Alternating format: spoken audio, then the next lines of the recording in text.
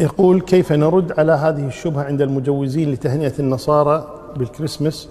آية: لا ينهاكم الله عن الذين لم يقاتلوكم في الدين ولم يخرجوكم من دياركم أن تبروهم وتقسطوا إليهم. أن التهنئة لا تلتزم الاعتقاد بأن عيسى رب، أن ذلك يكون ترغيبا لهم في الإسلام. ادعى البعض أن ذلك منسوبا لابن تيمية، أننا نأكل من طعامهم نتزوج منهم، فلماذا لا يجوز أن نهنئهم؟ ليس في التحريم نص في القرآن أو السنة.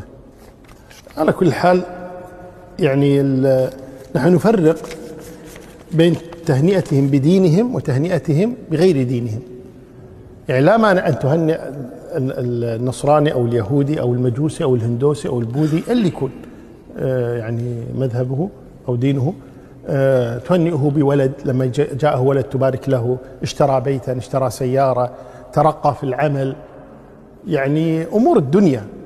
أما أن تهنئه على دينه كأنك تقول إن دينه صح، والله تبارك يقول إن الدين عند الله الإسلام، والله جل وعلا يقول: ومن يبتغي غير الإسلام دينا فلن يقبل منه. فكيف تهنئه على الكفر؟ هذا عيد ديني، لا يجوز تهنئته على عيد ديني. والنبي صلى الله عليه وسلم ما دخل المدينة وجد الناس يحتفلون، قال: إن الله قد أبدلكم بعيدين فقط، عيد الأضحى وعيد الفطر فقط. لا يجوز أن يهنئوا على دينه. هنأ بالولد، هنئه بالزواج، ما في مانع، لكن ما تهنأ على دين باطل. الله تبارك يقول: لقد كفر الذين قالوا إن الله ثالث ثلاثة. كيف تهنئه على الكفر؟ هذا لا يجوز. لابد أن ننتبه لهذه المسألة. وأما ما ينسب إلى ابن تيمية، ابن تيمية صرح بهذا واضحا، كتابه في الرد على أصحاب الجحيم، الصراط المستقيم، في الرد على أصحاب الجحيم، رد فيه ردا واضحا أنه لا يجوز تهنئة الكفار بأعيادهم.